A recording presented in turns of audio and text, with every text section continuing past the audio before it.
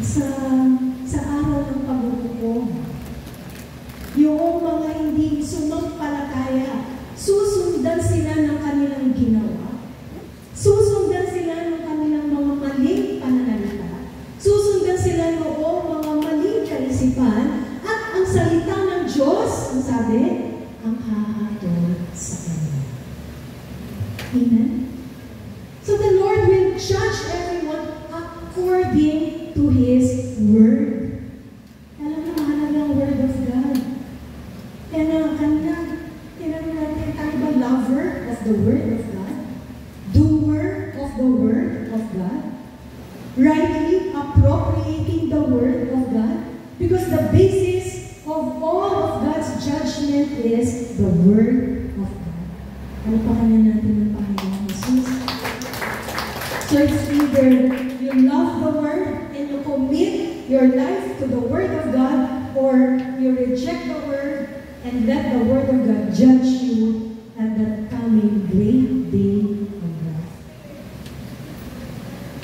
So, we have the same message. At alam niyo po, itong message na to is for all of us. Both for the unbelievers and the believers of Jesus. Kasi minsan, madalas ba, nagiging complacent na tayo.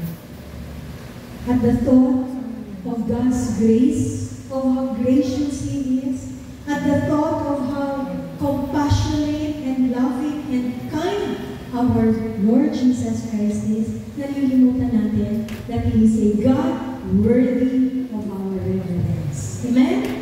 That He is a God worthy of our obedience. That He is a God worthy of our worship. That He is a God worthy of our service.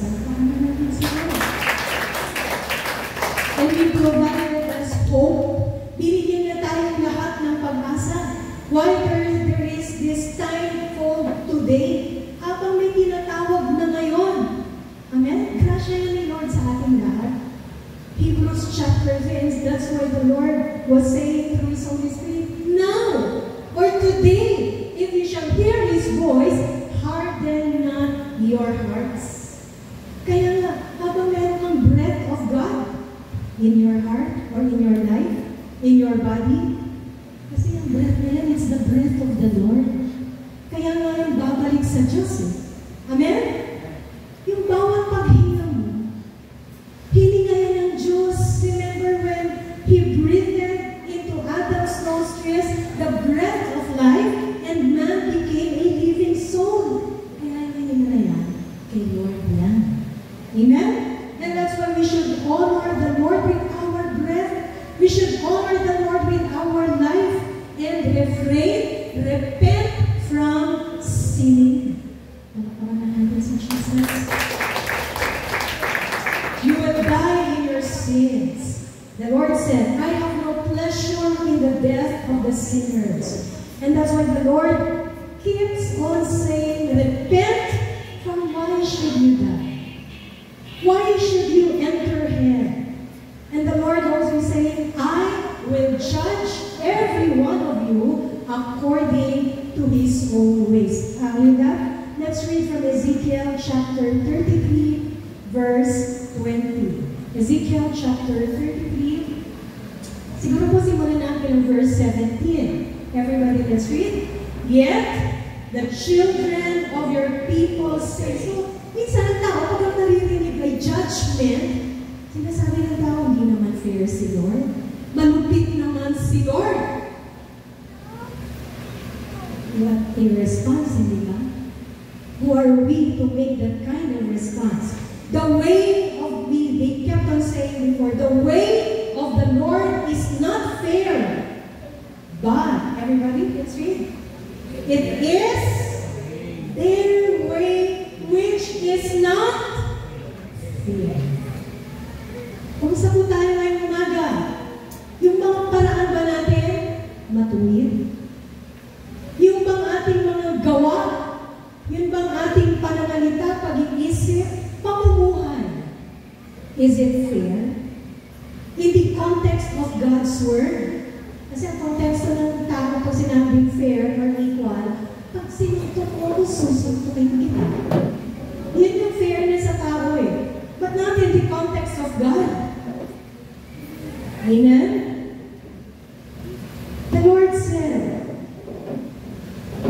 Everybody, let's read.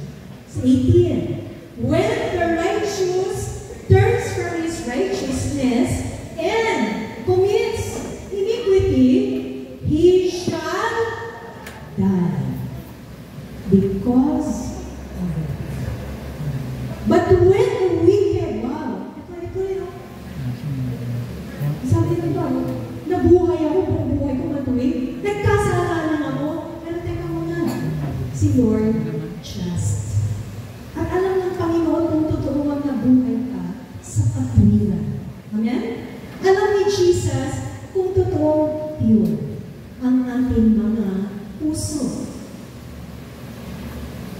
Ay sa offense na Israel, sabi ni Lord, you bless me with your mouth, but your hearts are far away from me.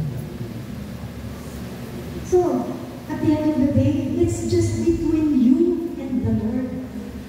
And the Lord fully knows if your heart is pure, if your life is faithful, in and out of the public.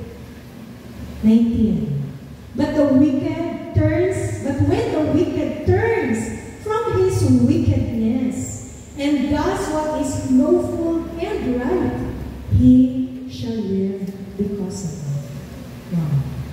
Pero teka muna, ang isang tao, kahit buong buhay niya, nabuhay siya sa kasalanan, the moment he repents, he shall be saved. Amen?